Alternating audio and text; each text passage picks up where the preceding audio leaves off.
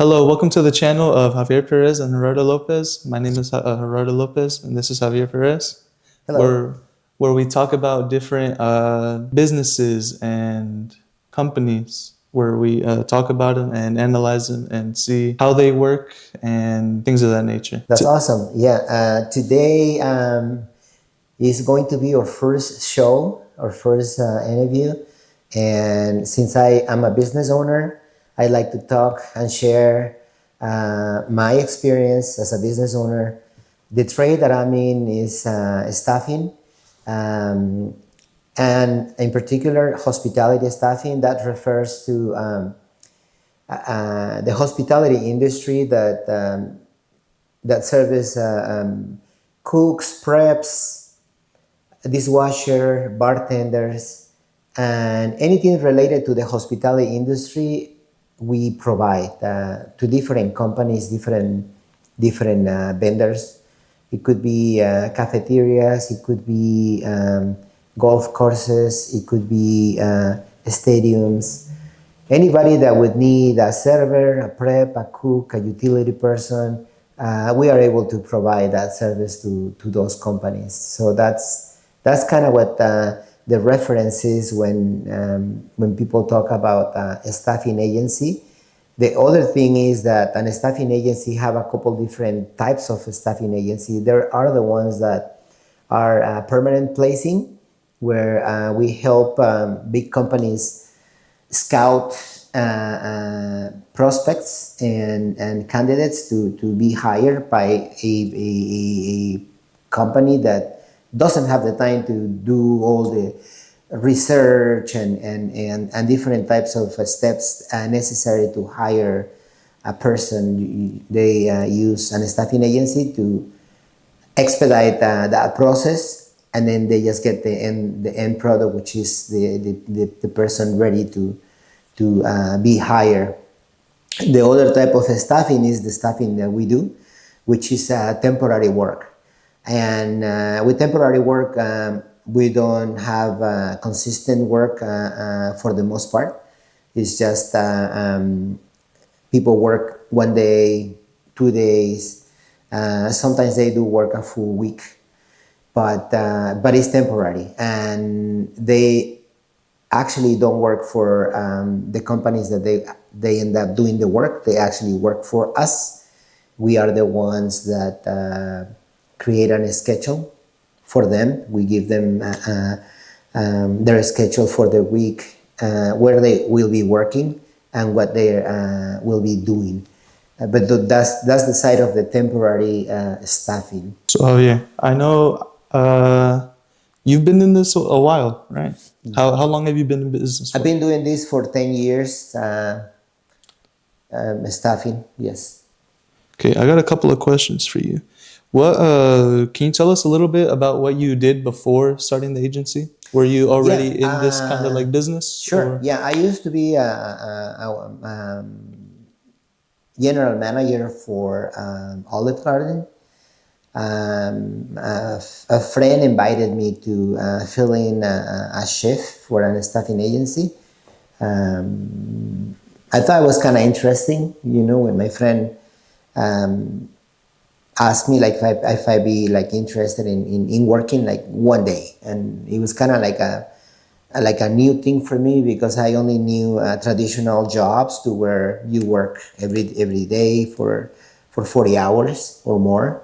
But back then I did not know nothing about temporary work, staffing work. I did not know nothing. So for me, it was very interesting to being able to work one day in a place and basically know the responsibility than filling in for the one day, and that's it. That's how I started. Like a friend invited me to work a shift. They call it a gig, because it's not temporary. It's not the permanent work. It's just like the one day or the couple days. Mhm. And was your friend, was he owner of a staffing agency, or? No, my friend, he was just somebody that was working in that type Oh, of okay. industry. Uh-huh. He was very familiar with working on on that type of work, like Okay. shifts here, shifts there, Oh, so he invited and you pretty much. You just yeah. okay. So basically, it was an accident me working for that staffing agency at the time for the one day. Yeah. Okay. What first inspired you to start your own staffing business?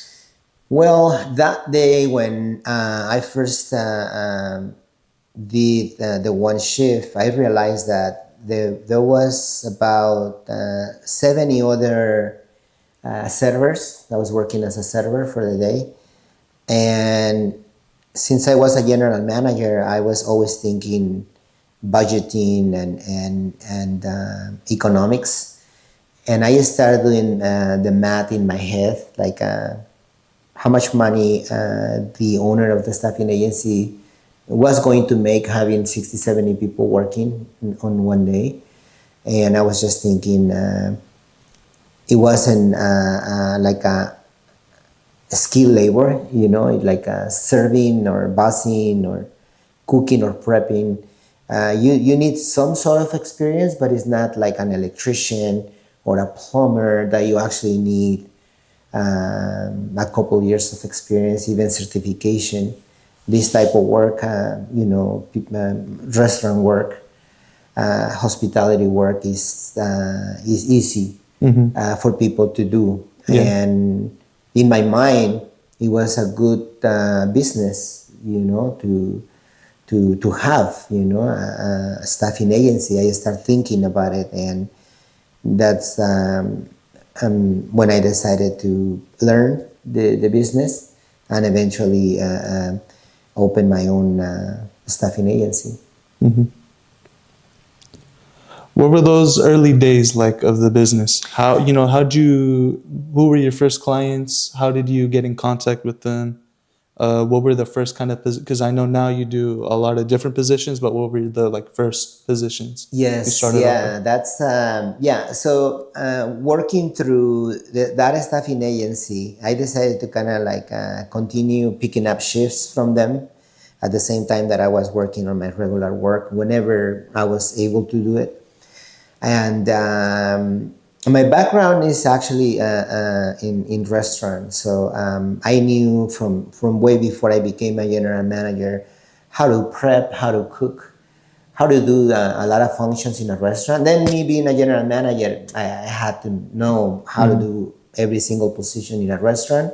And basically on a staffing agency, it's the same thing. You do like multiple roles and on any given day.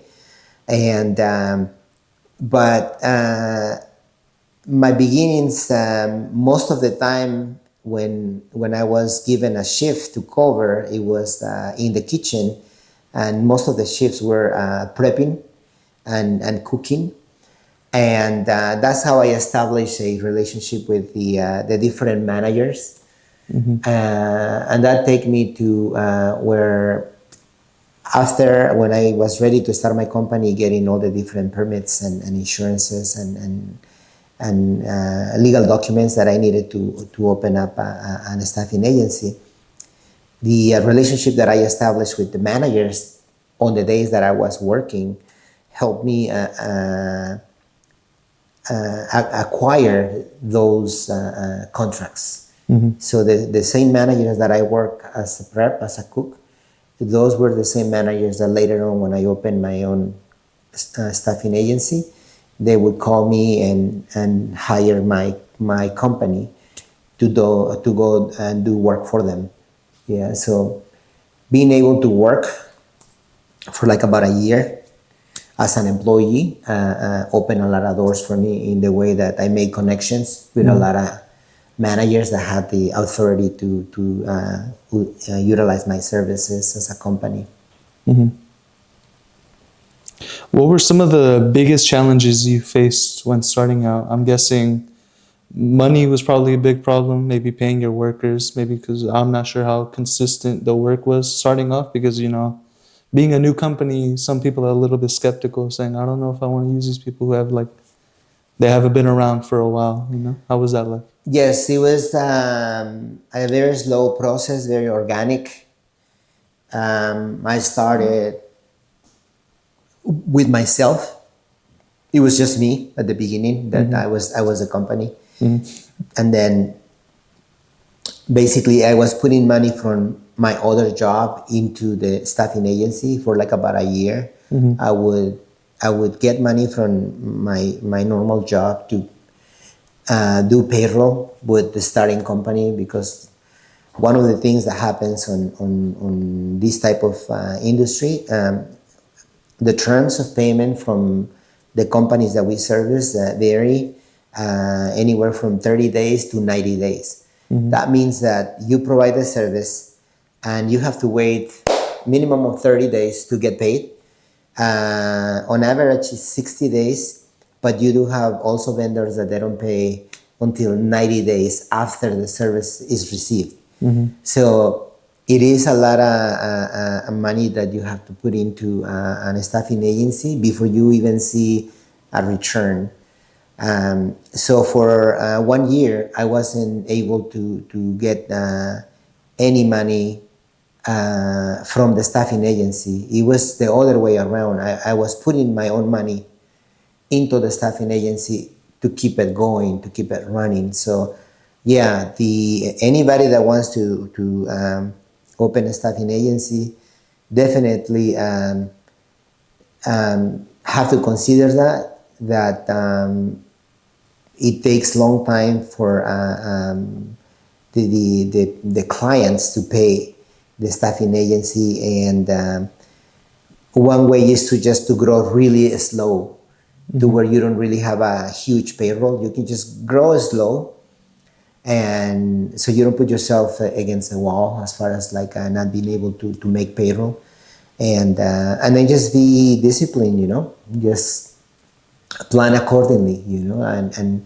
don't grow too fast. That happens to a lot of type of different businesses, that they just think big, and there's nothing wrong with thinking big, but they have to be realistic, with Mm-hmm. the money that they actually are able to collect and use to make a payroll. Mm-hmm. Do you remember how much money you were putting into the company in the beginning? It was never the same. It was depending on how many people had gone out to work. For the most part, at the beginning, it was smaller amounts, 5,000, 10,000. But then again, when you start in 5,000 is a lot. Mm-hmm. When 10,000 is a lot when you first start a business. But luckily, I had my other job, and I always been very disciplined as far as like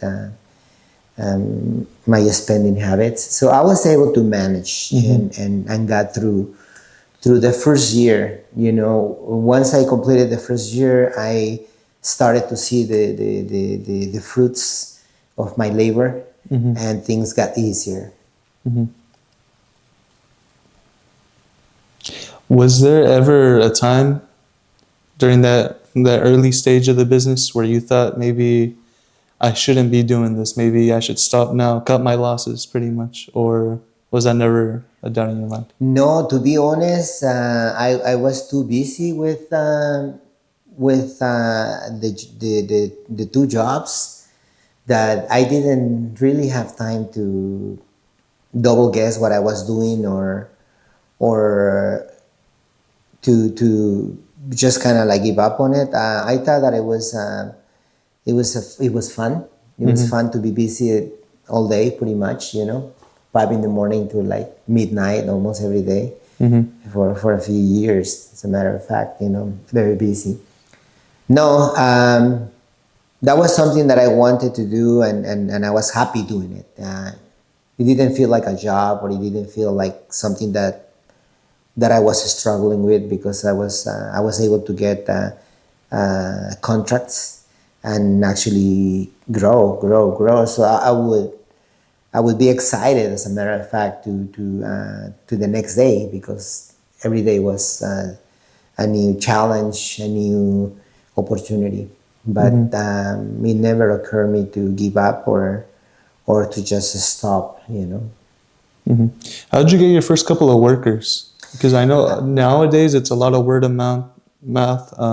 You guys put up a lot of posts on social media and stuff like that. But how did you? Were they friends of yours? Just people that you knew? How did you get in contact with Yes, your that's a workers? very good question. That's folks that I work with in the past through the first year that I was working as an employee. I met the good people that I was working with as a temporary work. Uh, I got their numbers. I kept in contact with them. And I was thinking when I open my own place, I'm going to invite them to come work for me. Mm-hmm. And I did that. I stayed in touch with them, some of them, and through the year. And when I had the chance to open my own staffing agency, I reached out to a couple of them and invite them to come and join me. And they were acceptable about the whole thing because they, of course, working in a bigger company and then coming to work for me, it was just me. They couldn't believe it that it was like for real, like my company. Mm-hmm. But once I started paying them, like in like they were getting the check in the other company, they saw that it was real, that there is consistent work and there is they getting paid, you know. But yeah, it was people that I worked before that I kept tabs and then made friends with them, and they were the ones that helped me get this thing going. Mm-hmm. How was the staffing agency and changed since you started? Has it been a lot better now, or has it been getting worse? What do you think? Yeah, the staffing agency. If you're talking about like our own business, for the most part, throughout the 10 years, it's been always growing, always growing. At times, it grows a lot, and at times it slows down. Um, we've gone through two presidents. We are on our third president ever since we opened, and with every uh, presidential cycle, things change and vary economically, you know, and on the Biden years, things were really good for the most part. With Trump, things are being a little bit rough, but we're still able to maintain ourselves there. And and as far as like the whole industry, I think it's been consistent the need for workers. You know, a lot of the companies don't hire direct anymore. They rely on staffing agencies, so they don't have to pay a lot of the cost of that an employee generates for them. Like So, what? Like I'm guessing insurance, maybe everything like benefits. all the insurance, the guarantee of work. Like for example, working like when a company hire a staffing agency, they can pick up the phone and place an order. Like I need 5 cooks for 2 days, and then They're gonna get their they're five gonna cooks get into. the 5 cooks for 2 days, and then once that event is finished, then they don't have to worry about nothing. That's it. Mm-hmm. But if they go and hire 5 cooks for 2 days, no one is gonna apply to be working 2 days and then being let go. So the staffing agency is necessary for almost every industry. Not all the industries, but for the service industry like hotels, restaurants, venues, stadiums. All of those type of businesses need the temporary help all the time. Have there been any like situations, whether that be with clients or just anything that has changed how you run the business at all? Yes, a lot of the way that we operate, I had experience because I was, like I said, a general manager. But I worked my way up to become a general manager. So I work every position from prepping to cooking to being a cashier to being a bartender. So I work every position in the industry. So when I started my own business, I was able to be very knowledgeable to direct people on what to do and how to do it. And I also knew, working as a general manager, all the rules of running an operation, like, deadlines, training, um, development, creation of opportunity to keep people engaged, and so I think it was easy for me to Not have many problems, or yeah, no, to communicate with other managers, with our clients, because I was at the same level. I had management experience, high level management experience, to where when I was talking to a general manager, or a director or a manager from the different companies that we service, I was able to talk to the same with the same language, uh, because I had their job at some point in my life. So I was very I understood exactly their needs, where they coming from. At the same time, being somebody that worked my way up, I would understand our own stuff, same as, with the with the the higher ups? higher up in the different industries. So there is always challenges, there is always needs, for the most part. When somebody requests help, they want qualified people are going to be on time, that are going to be wearing proper uniform, that are going to have their certifications, like the food handlers, the RBS that is required in California. And it's like any other business, and it's like everything in life. There is always things that come up, and it's not that something happened. It's how you respond to that emergency, or to that issue, because things are going to happen all the time, on any company. But it's not that things are not going to happen, is how you respond to that emergency that makes the difference. How did you land your first big client, and do you remember who they are, or do you Yeah, still work with them?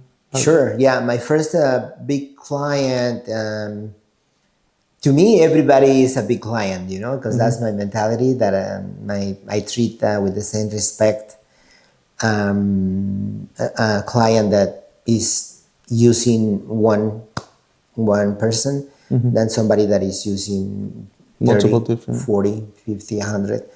I always look up at the client with the same respect, and make sure that I try to do the best I can as far as providing qualified staff. But my first customer, it was up in Napa.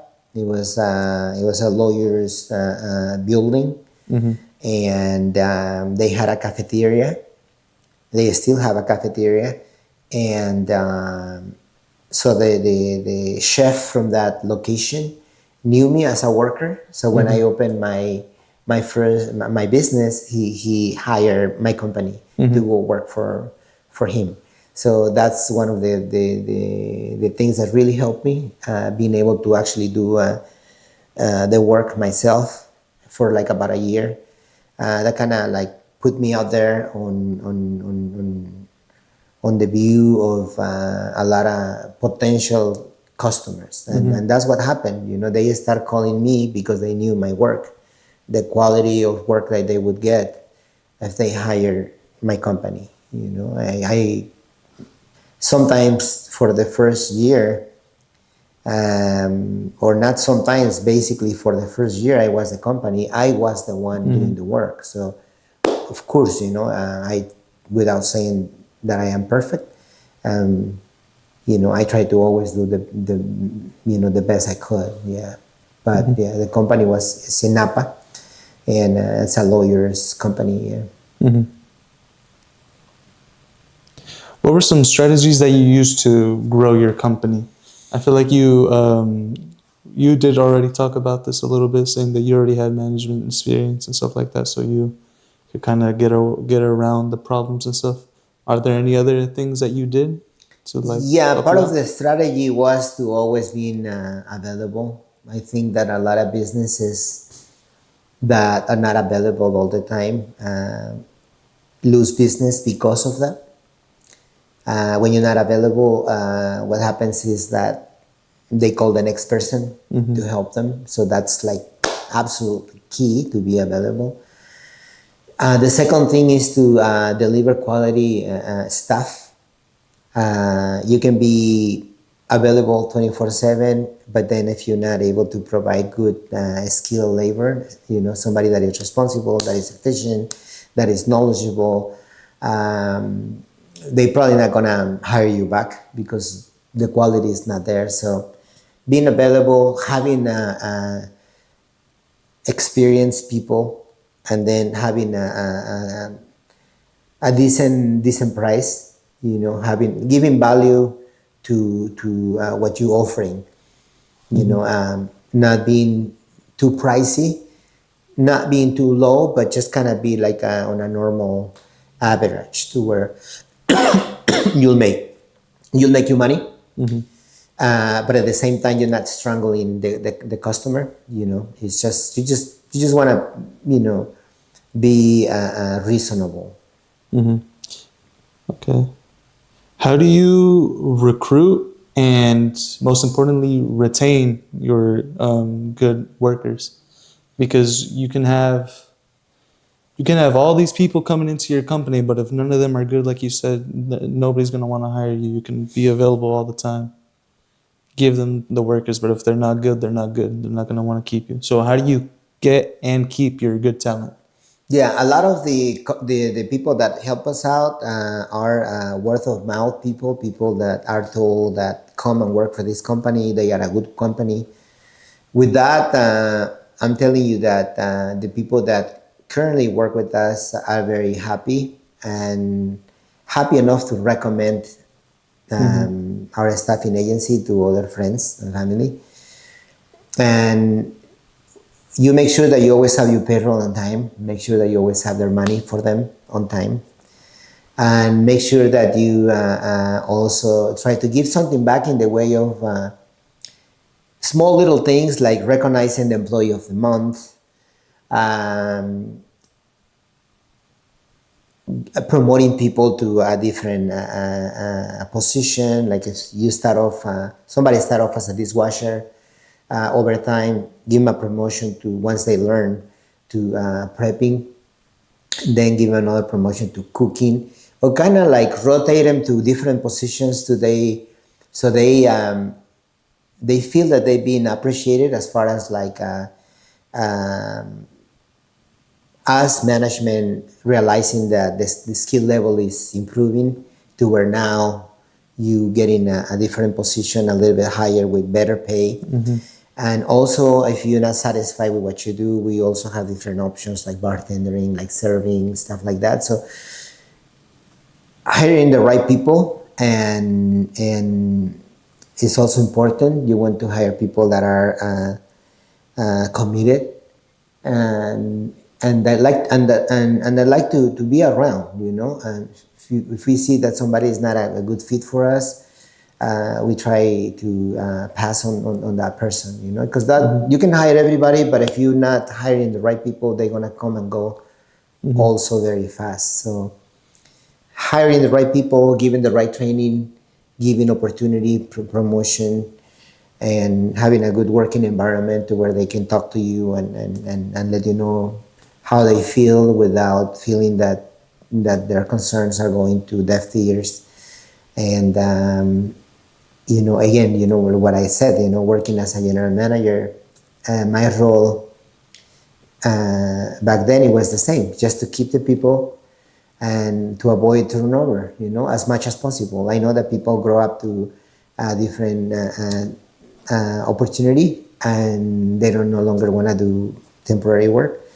But for the most part, just being always able to listen to people's concerns and offer opportunities to grow. Hmm. And I know here at the staffing agency, you also offer, I believe it's free training, right? Whether that be for barista or cooks and stuff like that.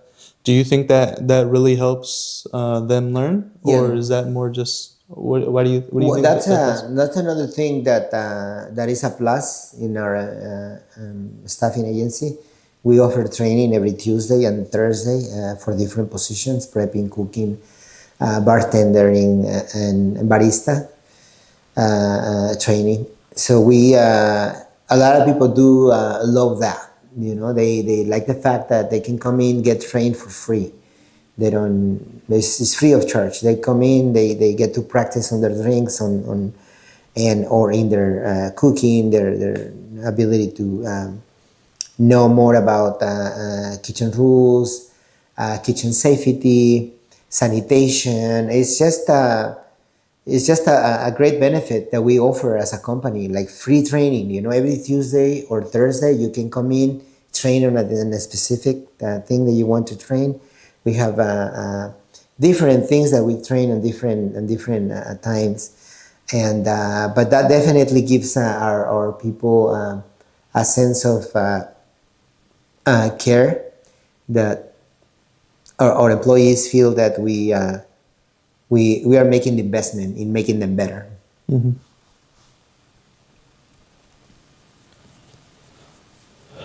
What skills or like qualities do you look for when getting a new person, whether that be for the actual staffing or for the office? What do you look for Yeah, in that's a great question.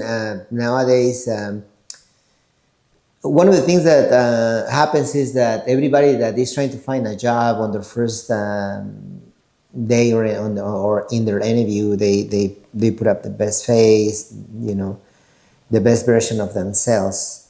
And but what I look for is one is their work history, you know, to see like the places that they worked in the past, like if they were stable people that work, you know, long enough in a place, or if there's people that every month have a new job, you hmm know. The level of energy, like when people get the interview, like how enthusiastic they are, how focused they are on the interview, like if they're able to keep eye contact and stay within topic, or if they get distracted easily. Again, also the level of energy, like if you feel that the person is energetic and have a good stamina, you know, because when you this type of work that we do is very physical. hmm It may not sound like, oh, chopping an onion is physical, but when you are doing that for 8 hours straight, different things, you basically on your feet constantly and using your arms and depending on the position, but it is a job that is not, you're not sitting in a desk just sitting down, and it's a job that requires that you move around, that you have a good organizational experience. You know how to be able to finish your list of responsibilities, like whatever prepping list the company or the chef gives you to finish, you have to be able to finish that within the time that they have assigned for you. hmm So I look at energy, ability to focus on the interview, the record and other employments that they have, like if they consistent people, even like the ability to communicate as well, how effective they are on communicating, you know, whatever they want to communicate. So it's important that people have that ability, you know, like in a workplace, people need to be very efficient with their communication, you know. hmm And also ask always a question that about giving an example of being a team player, you know. And I think it's important, you know, usually like this type of work, you work with a lot of people, and you gotta be like a team oriented mentality. You have to be able to feel comfortable talking to other people and communicating. And the last thing is like how will they accept feedback and how well they accept direction. Because a lot of times there is feedback on many things, and a lot of times also in a kitchen you get a lot of direction. I want this, I want that. It's not like a job that you go there and you just know what to do. A lot of the times, especially being a temporary worker, because you are filling in for one day, you get a lot of direction on what to do for the one day. I suppose if you were like a regular employee that does the same thing every day, maybe people would not be like, do this, do that, you know. But being a temporary worker puts you in a situation to where you're going to be getting a lot of direction, especially if it's 1 or 2 days, you know. So how well can you take that? How you manage that without you getting frustrated or getting into not a fight, but getting into an argument with a coworker or a manager, you know. So those things, you know, being able to focus, the work history, level of energy, and how well you take feedback from other people. Yeah, it's a couple great points you made there, because just recently I had worked at a Levi Stadium doing the checkouts, and there was another company, I don't remember what company it was, but they had a worker that was checking out, and I'm not too sure why, they just got really mad.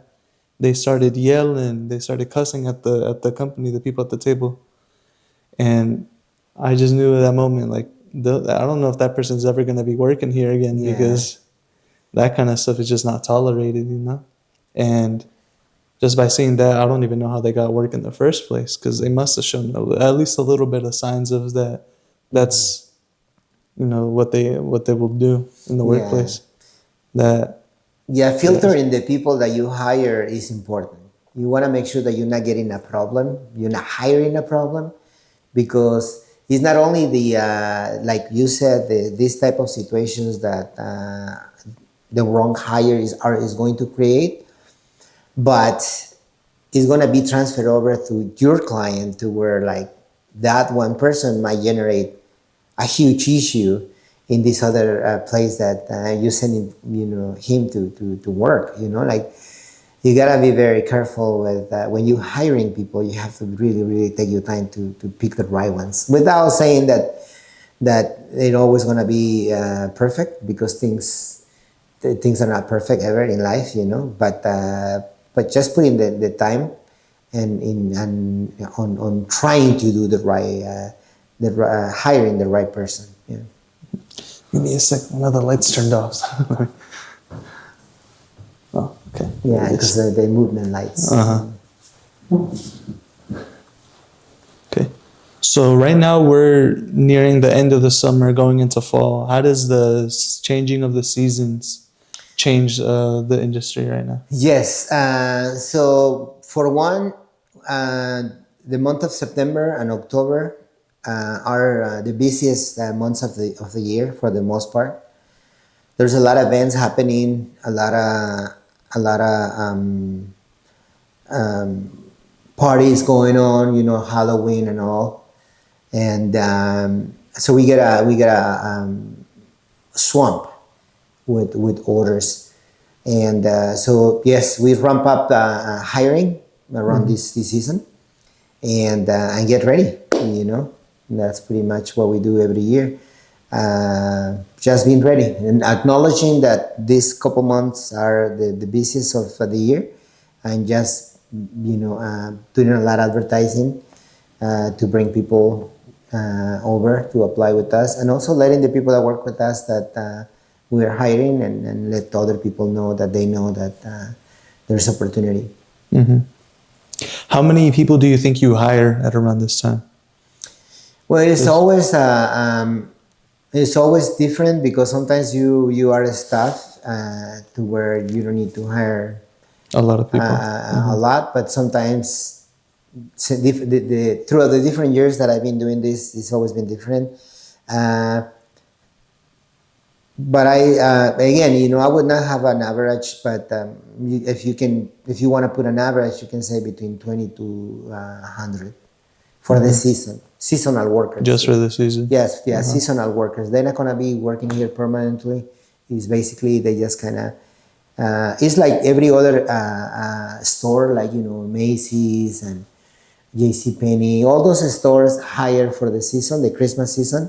They only have jobs for a month and a half, and then after that, They're gone. they're gone because like the peak of the business ended, and they don't need them anymore. So for us, it's the same thing. We have temporary seasonal workers that we hire. Like I said, it could be 20, it could be 100, depending on how staffed we are at the time that we start getting busy. And but yeah, so that's the variation between 20 to 100, and but it's just temporary. It's just for the peak of the year, yeah, the season. Yeah. What do you think the future of this industry looks like? Because I think earlier you mentioned that most big places are like not hiring as much permanent workers; they're getting more temporary workers. Do you think at some point it's all these places that you guys staff are literally only going to be temporary workers, or what do you think the future of the business is like? Um, it is trending like that. On the last 30 years, that's what a lot of the that's the direction that a lot of companies start to take. Uh, for example, Google, just to name one among like many other tech companies or biochemicals or any big company with big numbers of people, workers. The same reference that I had earlier, like if they need 50 engineers to complete a project, once the project is finished, and if they don't have anything else, then what are they going to do with the 50 engineers that they hire for the project? They for one, they don't want to have a lot of employees on their own, Google employees. They rather staff, they use IT staffing companies that they can just kind of like finish the contract, and then they don't have to worry about them, what to do with them. So the trend is that the last 30 years is to use temporary workers, and it's growing every year. It's growing. Now we enter the AI era, that a lot of AI is taking over coding. A lot of the jobs, that some of the work that the tech engineers do, AI is kind of taking over. I don't know how much of that is going to be replaced by artificial intelligence, and how much they still need to have as far as a human doing the work. But I don't think this ever is going to end. The temporary help and the staffing agencies are necessary, like 100%. Like they're always gonna be there. And you're right when you were saying that if I predicted that the future of the labor workers it would be temporary agencies. I believe that we're heading in that direction more and more. So, yes. So now you said you're 10 years into the building. Looking back, what is something that you think you're most proud of, like with this business? Yes. One is to being able to actually execute and make the company thrive. When you set to do something and you accomplish it, is something to be proud of. And I'm also proud of the opportunity that having a prosperous business generate for other people. We have an office to where you have your payroll, your human resources, your operation managers, your supervisors, your management team. So you are able to provide employment for a number of people. And that's something that I feel proud of, that being able to generate employment, not only for the people in the office that work around you, but also for the people that go out and do the fillings of the different job orders. So yeah, most of everything I'm proud of that, generating employment for a lot of people. That's one of the things, and and the other thing is I'm proud of those people that, because of the opportunity that they have with us, now are hired directly in different companies, because every now and then some of the people that we have out to do temporary work, they actually get an offer to work directly. It's very rare because, like I said, companies are not hiring for the most part permanent people. They rely a lot on staffing, but they do have to have some sort of base that work direct with them. And so a lot of the people that, or some of the people that work with us, end up being hired directly by these companies. And that's another, basically, I'm proud of being a step on a lot of people to a better life. Those two Mm-hmm. things. Proud of being on a step for other people to improve their lives. I'm proud of being able to generate work opportunity for a lot of people. So those are the main things that make me proud. Mm-hmm.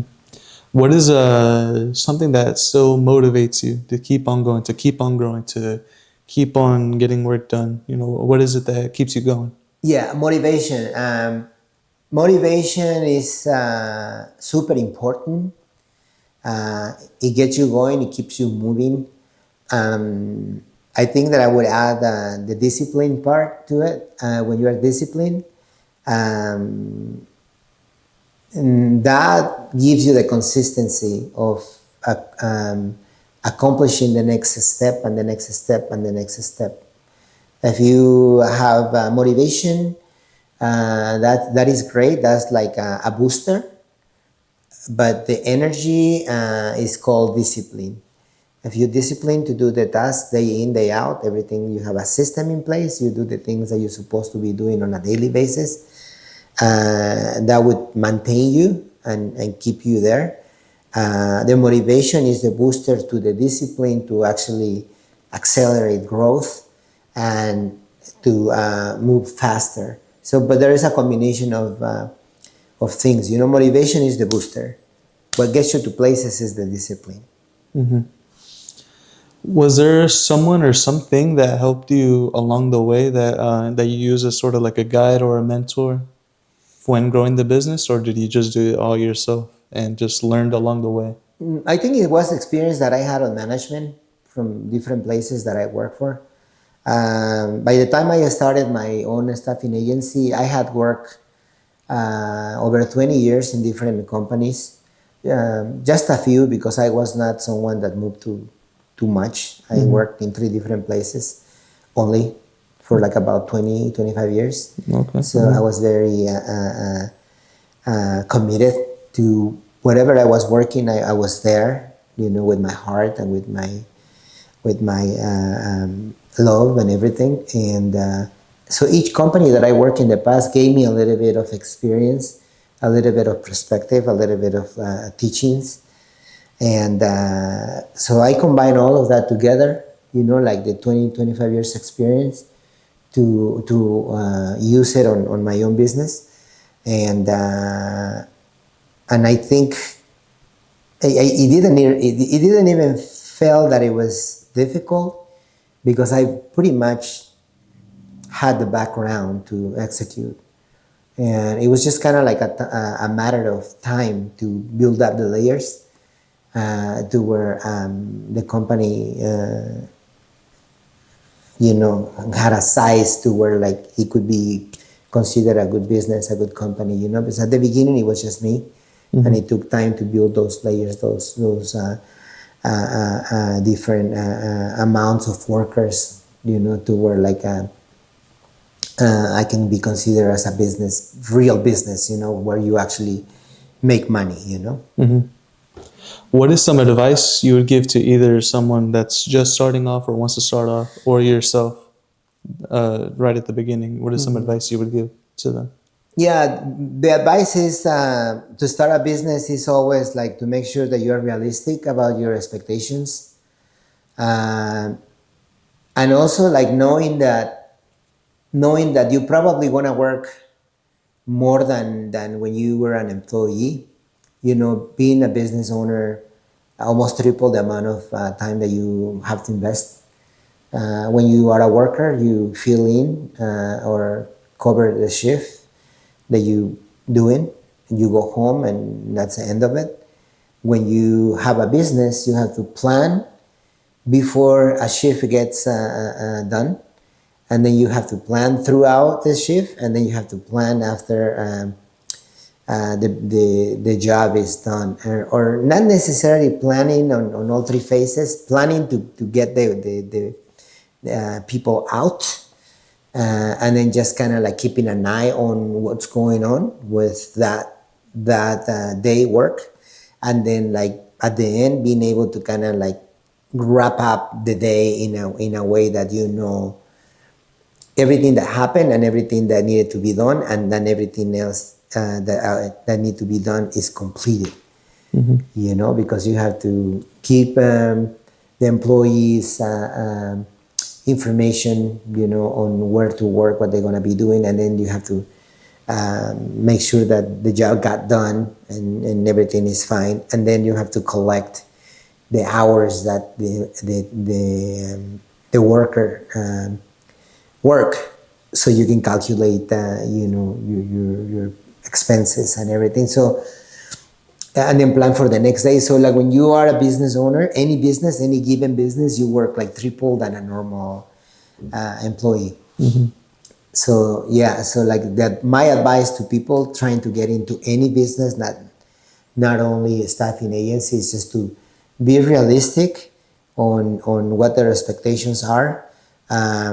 Everybody can have huge dreams, but being realistic of how long will it take to get to that place where you want to get, and also if it is indeed achievable, like and how much effort is gonna go into you achieving that goal. I mean, if you're not committed to a business 100%, if you're not patient with everything, financially and the way that things are, on any business, sometimes you don't have like a you don't scale it like fast. Sometimes you have uh, lapses to where the business doesn't seem to be growing. There's lapses to where like there's months that nothing happens. You stay stagnant on a number, and some people start like double thinking about, am I doing something wrong? Why I'm not growing? This and that.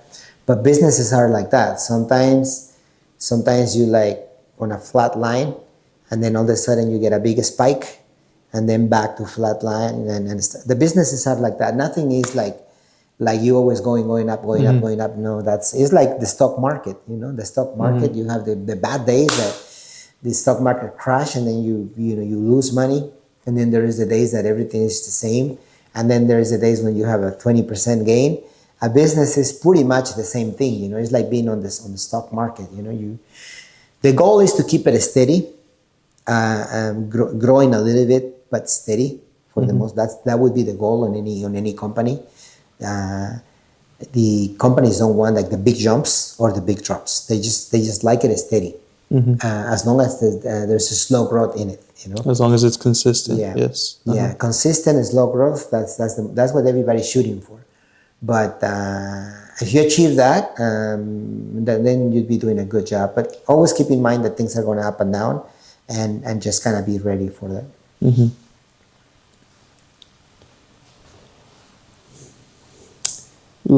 So obviously this is our first video. We're going to be posting more videos, so make sure you like and subscribe. Gotta add that. But if this was the only video someone ever watches with us here, what do you think is the one thing they should remember from this conversation that we just had? Yes, the one thing is like always be aware of the opportunities out there. I saw the opportunity when I was invited to do this gig, out. Um, and me being a general manager for an established company where I was working for 8 years. I couldn't say no, I don't want to do that, and I have my job, this and that. But I wanted to explore. I went and see this job, and I realized that it was a big opportunity. So basically, keep your eyes open. If you are an entrepreneur and somebody that actually likes to start a business at some point, always keep your eyes open on the different opportunities that life brings you. And once you know what you want to do, then pretty much like follow the same advices that I gave throughout the video, like being disciplined, having a higher standard for yourself, and then being patient. The two things: being disciplined and then having a lot of motivation. Those two things are the things that are going to help you get to the finish line and accomplish your goals. Yeah, great advice. I believe so. Well, thank you guys so much for watching our video all the way to the end. Make sure you like, subscribe, leave a comment. If you guys have any follow-up questions, anything you guys think we should cover. And we're going to be posting more videos about different kinds of businesses that either we have experience or we know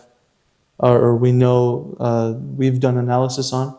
So make sure to follow up and keep on watching us, because we're gonna have more information coming for you. So thank you so much, Javier. I know this is our thing, but of course this is our first interview. It's with one of the hosts, right? Yes, and well, like Gerardo mentioned, we're gonna keep looking for some other great businesses that are out there, that are successful, that are not too hard to execute, and so we're gonna be sharing that. We hope that we can grow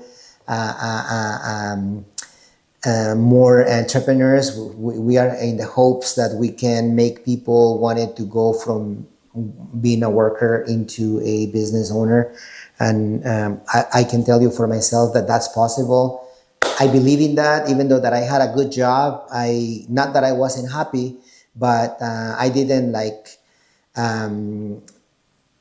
close myself to the opportunity of having my own business, and it turned out that I made the right decision. 10 years after I left my comfortable position as a general manager, now I'm a business owner, and I probably do 10 times more than when I was general manager, and I get to be my own boss.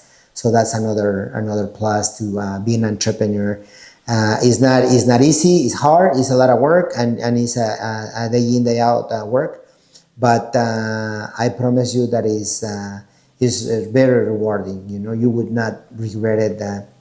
Start something, and like I did myself, I kept my job and I did my business as parallel to my job, so I didn't have to kind of like quit my job up until I was generating enough income on my business to quit my job and then kind of like do just this specifically. So hope you like the video, and it's our first video. There's a lot of room for improvement on our end as far as like doing these videos, but we just want to be truthful and as organic as we can. And please leave your comments, subscribe, and give us a like, and hopefully we can keep providing you with more videos and more information that is going to be useful to everyone out there that is interested in opening their own business. Thank you. Thank you. See you next time.